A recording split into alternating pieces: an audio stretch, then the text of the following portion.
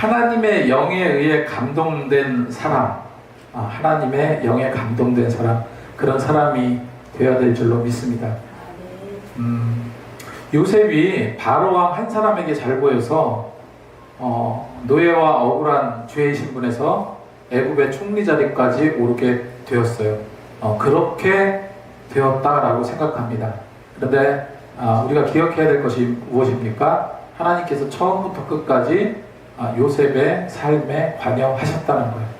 그래서 요셉을 보면은 우리가 무엇을 생각할 수 있습니까? 처음부터 하나님의 영에 의해 감동된 사람이었다 하는 거죠. 단지 바로왕은 요셉을 세우고 요셉을 크게 번성케 할 도구에 불과한 거죠. 그 모든 것을 이끄신 분은 누구십니까? 하나님이세요. 한 회사도 마찬가지인 것 같아요. 한 회사도 승진하기 위해서, 뭐를 잘하기 위해서 누구에게 잘 보여야 될까요? 두말 없이 사장이나 주요 임원에게 잘 보여야 되겠죠. 그래서 동료들과 상사들에게 잘 보이고 원만한 관계를 유지해야 되겠지만은 동료나 나보다 하급에 있는 직원들 같은 경우는 어떻습니까? 나를 그 높은 곳으로, 높은 위치로 승진시켜줄 힘은 없어요. 마찬가지로 이 세상 살아가는데 우리 인생들은요, 굳이 다른 데 잘 보이고 할 필요가 없다는 거예요. 우리는 누구에게 잘 보여야 됩니까? 하나님께 잘 보이면 돼요. 그분은 내 현재의 생사화복뿐만 아니라 영생까지도 쥐고 계신 분이다. 그런 분이에요.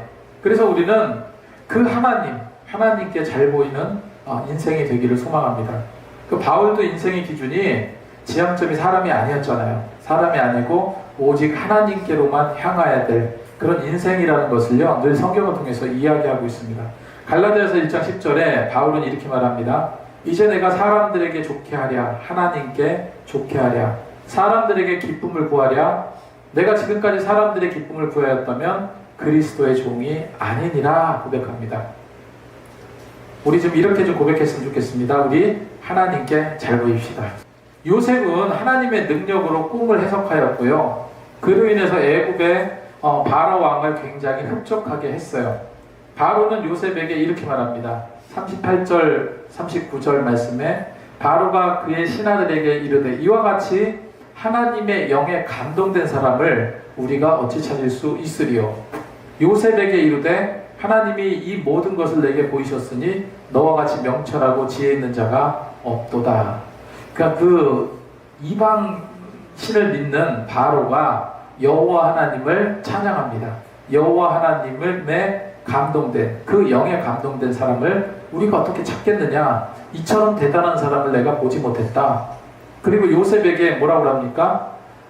명철과 지혜가 내게 있도다. 그런데 그 명철과 지혜를 누가 주셨다? 하나님이 이 모든 것을 내게 보이셨다라고 그가 고백을 합니다.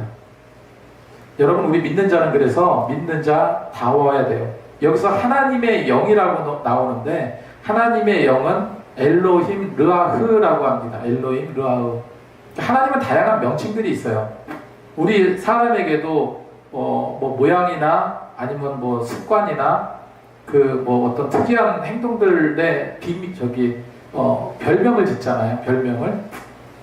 그러니까 하나님도 다양한 명칭이 있습니다. 그런데 오늘 이 말씀에 있는 것처럼 하나님의 영에 의해 감동된 자, 이런 자가 돼야 하겠다 하는 거죠. 살아가면서 이런 거를 많이 놓치기가 쉬워요. 그냥 바쁘게 살다 보면은 언제 하나님에 대한 생각, 하나님의 이끄심에 대한 고백이 나올 수가 있겠습니까? 그런데 우리가 이런 모든 것이 습관이 되고, 하나님께서 나를 오늘도 이만큼 이끌어 주시는구나, 이런 일이 있는데 이게 하나님께서 그렇게 이루어 주셨구나 하는 그런 나의 어떤 판단, 생각, 이런 것들을 하나님과 교제해 나가면서 계속해서 알아가자는 거죠. 그래서 하나님과 계속해서 동행해 나가는 것이 하나님의 영에 감동된 자의 모습이다, 이렇게 볼 수 있을 겁니다. 우리가 예수 믿는다고 하면서 불신자에게 너가 오전에도 말씀드렸지만 예수 믿으니까 잘 되고 바르게 사는 것 같고 왠지 하는 일마다 예수 믿으니까 잘 되는 것 같다. 내가 계신 예수님, 내가 가신 하나님이 있긴 있나 보다. 이런 소리를 들을 수 있어야죠. 그죠? 예. 이 불신자들의 고백이 예수 믿는 나로 인해서 들을 수 있는 소리들이 바로 이 애국 왕과 같은 그러한 고백이 있어야 될 줄로 믿습니다. 그래서 교회가 잘 되고 개인이 잘 되고 교회가 성장하고 개인이 성장하는 그런 일들이 있어야 될 줄로 믿습니다. 근데 제가 이제 몇 차례 말씀을 드렸는데 교회 부흥에 대해서 이제 말씀을 드릴 때 제가 부교역자 시절에 사역했던 한 교회에 굉장히 좀 심각한 문제가 있었어요. 목사님은 떠나가고 목사님이 없어. 한 100여 명 정도의 성도의 반 이상이 나갔습니다. 그 일로 인해서. 교회가 이제 엉망이 되었죠. 그런데 그런 어수선한 분위기에서 가장 먼저 사라진 게 있습니다. 가장 먼저 사라진 게 기도가 사라지더라고요. 기도가 사라져. 금요예배, 수요예배 늘상 기도하시고 가시던 권사님, 집사님들이 더 이상 기도를 안 해. 수요일날, 금요일날 오는 거는 그냥 습관적으로 오고 이렇게 문제 많고 힘든 이런 교회에 무슨 기도가 필요하겠는가 할 정도로 사람들은 교회에 대해서 그렇게 좋아하지 않았어요. 30년, 40년 다녀서 그 교회 벽돌을 얹고 그 교회 하나하나 건축하는데 힘을 썼던 이런 교회의 중요한 뼈대 같은 성도님들이 이렇게 푸념을 하더라고요. 그러니까 전에도 말씀드렸지만 기도가 사라지니까 어떻습니까? 금요예배, 수요예배 늘상 이게 하나님의 영에 감동된 그런 예배가 아니라 늘상 습관적으로 예배가 되는 거예요. 그리고 개인의 어떤 사생활까지도 심각하게 문제가 생기는 것을 제가 봤습니다. 병이 든 사람이 더 병이 악화되고요. 생각지 않게 성도들끼리 다투고 싸우고 돈 문제가 됐던 무슨 문제가 됐던 트러블이 생기더라고요. 그 원만했던 부부가 이혼 얘기가 오갑니다. 게다가 소송 중에 있던 성도가 있었는데 그 소송 중에 있던 성도는 승소를 장담했어요. 그런데 그 소송에서 패소까지 당하는 그런 일까지 생기더라고요. 우연일 수 있겠죠. 우연일 수 있겠지만 이걸 우연으로 받아들여서 되겠습니까? 좋지 않은 일들이 한꺼번에 그렇게 일어나더라는 거예요. 근데 딱 그게 뭐냐면은 기도가 끊기면서 그런 일들이 순식간에 생기는 걸 봤습니다. 그래서 저는 우연이라고 생각하지 않아요. 여러분 교회의 생명은 기도에 있고 기도줄이 끊어지면 개인의 일까지도 심각한 문제에 직면하게 되는 일들이 생긴다는 거예요. 근데 감사하게도 지금은 잘 수습이 됐어요. 잘 수습이 돼서 새로운 목사님이 오시고 그거를 통해서 굉장히 많은 것을 좀 배웠던 것 같아요. 여러분 바로왕 같이 하나님을 전혀 믿지 않았던 불신자 입에서 요셉에 대한 칭찬을 쏟아냈듯이 우리도 불신자로부터 칭찬받는 성도들이 다 되시기를 소망합니다. 바로는 요셉의 그런 지혜를 보고 애굽의 총리까지 되게 하셨어요. 41절에서 43절까지 보면 바로가 또 요셉에게 이르되 내가 너를 애굽의 온 땅의 총리가 되게 하노라 하고 자기 인장반지를 빼어 요셉의 손에 끼우고 그에게 세마포옷을 입히고 금사슬을 목에 걸고 자기에게 있는 버금수레에 그를 태우매 무리가 그의 앞에서 소리 지르기를 엎드리라 하더라. 바로가 그에게 애굽 전국을 총리로 다스리게 하였더라. 이렇게 기록하고 있습니다. 자, 바로가 제일 먼저 요셉의 손에 뭐를 끼웠습니까? 인장 반지를 끼웠다고 그랬어요. 인장 반지는 소유자의 이름이 새겨 있어요. 그건 우리가 임감도장하고 비슷해요. 임감도장하고. 그게 이제 이집트하고 애굽의 전통이기도 한데 인장 반지는요 서명의 효력이 있습니다. 특별히 이거는 왕이 직접 준 거예요. 바로 왕이 직접 준 것이기 때문에 그 인장 반지는 왕의 권세를 그대로 누구에게 물려주는 거예요? 요셉에게 물려주는 것과 같습니다. 그래서 그 중요한 반지를 끼고 감옥에 있을 때 그 중요한 반지를 끼우고 감옥에 있을 때 뭐 너덜너덜 더러운 누더기 옷을 입고 있었는데 아름다운 세마포 옷을 입혔다라고 성경은 기록하고 있고 금으로 된 사슬을 목에 걸어 주었다. 이렇게 기록하고 있어요. 이 금목걸이도 아니고 금 목걸이도 아니고 뭡니까? 금으로 된 쇠사슬이에요. 굉장히 크겠죠. 금으로 된 쇠사슬을 꽤 비싼 그 쇠사슬을 목에 걸어 주었다. 그리고 버금술에 그를 태웠다 말하고 있습니다. 그리고 사람들이 몰려들자 요셉의 수레를 호위하는 무리가 몰려있는 사람들에게 엎드리라고 명령합니다.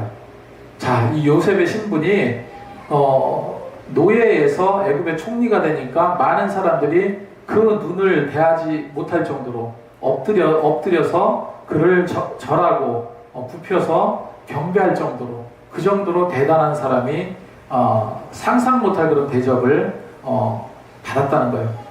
여러분, 하나님의 형통함은 이런 최고의 기쁨을 우리에게 주신다는 사실 기억하시기 바랍니다. 우리가 하나님을 믿는 우리에게는요, 이런 최고의 누림이 있어야 될 줄로 믿습니다.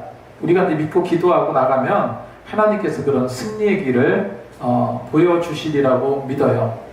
그래서 하나님을 믿는 자는 요셉의 이런 화려함은 아닐지라도 적어도 구질구질한 그런 느낌을 줘서는 안 돼요. 금반지 끼고 세마포 버금수레 타고 군인들이 호위하는 그런 장면은 애굽의 총리가 되었을 때 그 모습은요, 우리 믿는 성도들의 믿음의 수고를 다 마치고 정말로 바라던 천국에서 이를 때 우리에게 주어지는 그런 영광의 모습이 아닐까, 이런 생각을 합니다. 지금 시대가 어떻게 발전할지 모르는 시대에 직면해 있습니다. 그런데 그 인공지능의 발달로 인해 가지고 오늘 새벽에 샘 알트만하고 샘 알트만하고 그 인터뷰하는 내용을 이렇게 봤는데, 지금은 10년 후가 아니라 5년 후가 아니라 1년 후가 어떻게 될지를 장담을 못하겠대요.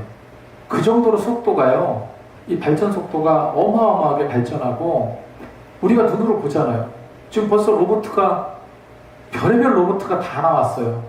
이제 대량 생산에 이제 들어갈 거고, 앞으로 한 1년, 2년 정도 있으면요, 이제 돈이 좀 있는 사람들부터 로봇, 우리가 차 한 대씩 갖고 사는 것처럼 1인 1가정 로봇 한 대 이상은, 몇 대 이상은 갖고 살 그런 시대가 올 거예요. 사람들은 점점 더 일을 안 하게 될 거고, 로봇이 우리 3D 직업이라고 하잖아요. 더럽고 힘들고 이런 그런 건 다 도맡아서 하게 될 겁니다. 그럼 우리는 뭐를 해요? 내가 생각할 때요, 지능은 점점 떨어질 것 같아요. 인간의 지능은. 그리고 이 로봇이, 그래서 심각하게 이야기하는 사람 얘기 들어보니까 앞으로 10년 혹은 20년 안에 인류가 멸망할 수도 있다는 얘기를 할 정도입니다. 기계가 이미 다 컨트롤하고 인간은 하급의 그런 어떤 창조력을 갖고 있는 그런 것이 다 퇴화돼가지고 그럴 수도 있다는 얘기를 듣고 참 이렇게 어떻게 살아가야 될까, 이런 생각이 들 때가 솔직히 많이 있어요. 제가 그래서 계속해서 지금 인공지능을 공부를 하고 또 성경에서 이야기하는 부분하고 매칭을 시켜서 계속해서 말씀을 드리고 있는 것이 그런 이유입니다. 어떻게 발전할지 몰라요. 이제 본인이 그 인공지능이 AGI라고 그래가지고, 그 AGI 로봇은요, 이제 스스로 판단하는 거예요. 사람이 명령을 주는 것이 아니라 스스로 우리처럼 이 두뇌를 가지고 스스로 판단하고 스스로 케어하고, 여기저기 어디 뭐가 잘못된 거는 스스로 고치고, 이런 역할까지 다 감당하는 시대가 이미 시작이 됐어요. 어쨌건 기술 문명과 물질 문명은 그만큼 지금 발전의 길로 나가는데, 성경에서 우리에게 이야기하는 얘기는 뭡니까? 우리는 마지막까지 선한 싸움 싸우고 나간다. 하나님이 원하는 길로 달려가면 이런 영광의 모습을 우리가 맞이하게 될 것이다 말합니다. 그래서 사도 바울은 마지막 감옥에서 마지막 모든 일을 다 마치고 이제 자신의 죽음이 얼마 남지 않았던 것을 직감적으로 깨닫기 시작할 때 이런 고백을 하죠. 나는 선한 싸움을 싸우고 나의 달려갈 길을 마치고 믿음을 지켰으니 이제 후로는 나를 위해서 의의 면류관이 예배되었으므로 주 곧 의로우신 재판장이 그날에 내게 주실 것이며 내게만 아니라 주의 나타나심을 사모하는 모든 자에게 도니라. 이렇게 디모데후서 4장 7절 8절에 말씀하고 있습니다. 그러니까 아무리 물질 문명이 발달하고 인공지능이 발달하고 세상이 더욱더 힘들어진다 할지라도 우리는 그냥 묵묵히 우리 달려갈 길을 달려가면 됩니다. 우리 달려갈 길을 달려가면서 하나님께서 우리에게 주신 소명, 오늘 아침에 말씀드렸던 것처럼 마태복음 28장 18절 20절에 있는 것처럼 모든 민족으로 제자를 삼아 아버지와 아들과 성령의 이름으로 세례를 베풀고 분부한 모든 것을 지켜 행하면 되는 거예요. 그죠? 예, 그렇게 달려갈 길을 힘차게 달려가야 될 줄로 믿습니다. 바로왕이 세워준 총리의 권력은요, 44절에 애굽 온 땅에 내 허락 없이는 수족을 누릴 자가 없으리라. 정말로 막강한 권력입니다. 온 땅에서 내 허락 없이 수족을 놀릴 자가 없다. 그러니까 왕인 자신만 빼고는 무엇이든지 다 허락되어 있는 거예요. 그리고 요셉에게는 외적으로 누릴 수 있는 모든 부유함도 허락했어요. 그리고 사분의 바네아라는 새 이름을 지어주고, 이 뜻은 세상을 살리는 사람이란 뜻이에요. 그리고 온의 제사장보다 보디베라의 딸을 아내로 주었다라고 기록하고 있습니다. 그리고 7년 흉년이 들기 전에 요셉은 두 아들을 낳게 돼요. 그 아들이 누굽니까? 므낫세와 에브라임. 51절 52절 말씀을 보면 요셉이 그의 장남 이름을 므낫세라 하였으니 하나님이 내게 내 모든 고난과 내 아버지의 온 지비를 잊어버리게 하셨다 하며 차남 이름을 에브라임이라 하였으니 하나님이 나를 내가 수고한 땅에서 번성하게 하셨다 함이더라. 이렇게 기록하고 있습니다. 나중에 말씀드릴 기회가 있겠지만 여기에서 요셉은 야곱의 아들이죠. 그러니까 므낫세와 에브라임은 야곱의 손자들이 되겠죠. 그런데 놀랍게도 야곱이요, 너네들은 내 것이다. 므낫세와 에브라임을요 자기 자녀로 입적을 시킵니다. 그것이 야곱의 마지막 선언이었어요. 참 말이 안 되는 거긴 하지만 뻔히 아버지 요셉이 있음에도 불구하고 그 아들을, 다시 말해서 손자 둘을 자신의 자녀로 입적을 시킵니다. 여기에 이제 놀라운 하나님의 은혜가 숨겨져 있어요. 야곱은 요셉을 대신해서 두 아들을 축복하고 갑절의 축복을 주고 땅 분배를 배나 분배해 줍니다. 그리고 두 아들의 그 넘치는 축복이 정말로 우리를 향하신 하나님의 넓은 사랑임을 기억하시기 바래요. 그래서 바로의 꿈대로 7년의 풍년이 끝나고 드디어 이제 요셉의 말대로 뭐가 되기 시작합니까? 이제 흉년이 들기 시작해요. 주변에는 난리가 아니었어요. 온 나라가 기근에 허덕이기 시작했습니다. 54절 말씀에 요셉의 말과 같이 7배 흉년이 들기 시작하며 각국에는 기근이 있으나 애굽의 온 땅에는 먹을 것이 있더니, 그러니까 꿈 해몽을 통해서 7년간 풍년이 들 때 많이 저장을 해뒀어요. 많이 창고를 더 크게 져서 모든 곡식들을 다 풍년 때 다 팔지 않고 저장을 해두었습니다. 7년이 지나서 흉년이 드니까 그 곡식을 어떻게 할 수 있을까요? 비싸게 팔 수 있었겠죠. 다른 모든 나라들은 다 망할지라도 하나님을 의지하고 그 뜻대로 사는 자에게 어떤 환난도 그치게 된다는 사실을 이 오늘 말씀을 통해서 알 수 있습니다. 요셉으로 인해서, 아니 하나님이 요셉을 통해서 역사하심으로 인해서 각국은 기근이 들어서 힘들었지만 애굽의 온 땅에는요 먹을 것이 넘쳐났어요. 당시 기근은 전 세계적인 현상이 되어버렸습니다. 하지만 애굽은 그 기근에 저장해둔 식량을 팔아서 많은 돈을 벌게 되죠. 56절 57절 말씀에 온 지면에 기근이 있음에 요셉이 모든 창고를 열어 애굽 백성에게 팔세. 애굽 땅에 기근이 심하며 각국의 백성도 양식을 사려고 애굽으로 들어와 요셉에게 이르렀으니 기근이 온 세상에 심함이라. 이렇게 기록을 하고 있습니다. 제가 요셉 이야기도 그렇고 다윗 이야기도 그렇고 이 믿음으로 승리한 그런 성경의 인물들을 보면 자꾸 이제 우리가 살아가는 이 현실과 여러 가지 이제 연관지어서 생각을 하게 됩니다. 놀라운 은혜를 주셨고 축복을 주셨는데, 근데 요셉만 보더라도요, 앞이 보이지 않는 그런 상황이었잖아요. 그런데 요셉은 어떡합니까? 요셉은 꿈을 버리지 않았어요. 노예 생활을 하는 그 순간에도 하나님께서 뭔가 나를 위한 계획이 있을 거고, 그리고 지금 노예 생활하는 것은 더 큰 어떤 일을 이루기 위한 하나님의 한 과정으로 받아들였다는 거죠. 그러니까 하나님께서 놀라운 축복을 이렇게 세워주셨는데, 우리가 그걸 좀 배울 필요가 있다고 생각을 합니다. 우리가 신앙생활하고 또 세상 살아가면서 앞이 보이지 않고 해결해야 될 문제들이 많고 할 때 인간적인 생각으로 고민하고 생각하고, 저부터도 그렇죠. 저부터도. 그런데 정말로 요셉처럼 그냥 앞이 보이지 않아도 어차피 하나님께서 내 손 잡고 가시는데 라고 생각하면 좋을 것 같아요. 그렇게 나를 잡고 가시는 그 하나님에 끌려서 우리는 그냥 가기만 하면 되는데, 그런데 우리는 그렇게 끌려가는 그런 상황 속에서도 많은 생각을 하고 많은 고민을 하고 많이 힘들어하고 그런 것 같아요. 예. 자, 일단 그런 부분들을 많이 떨쳐버릴 수 있도록 노력해 나가면 좋겠습니다. 그래서 하나님은 꿈으로 인해서 요셉을 굉장히 훌륭한 위치에 놓으셨고, 기근이라는 또 계기를 통해서 요셉은 또 어떤 일이 일어납니까? 그 기근이라는 그런 어떤 시대적인 상황을 통해서 요셉은요, 가족과 상봉할 수 있는 어떤 매개체가 되잖아요.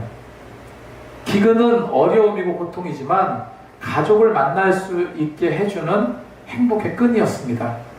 오늘 말씀을 통해서 엘로임 르하우, 다시 말해서 하나님의 영에 감동된 사람으로 정말로 그렇게 신앙생활 하시기를 소망합니다. 그리고 믿는 자다운 모습을 가지고 당당해지시기 바래요. 하나님이 원하시는 것은, 하나님도 우리 아버지신데 고난과 고통 속에 살기를 원하시지 않습니다. 고난과 고통 속에, 어려움 속에 살기를 원하지 않으세요. 반드시 극복할 수 있는 힘과 은혜를 주시리라고 믿습니다. 그 소망을 가지고 함께 노력하며 사시는 저와 여러분이 되시기 바랍니다. 기도하겠습니다.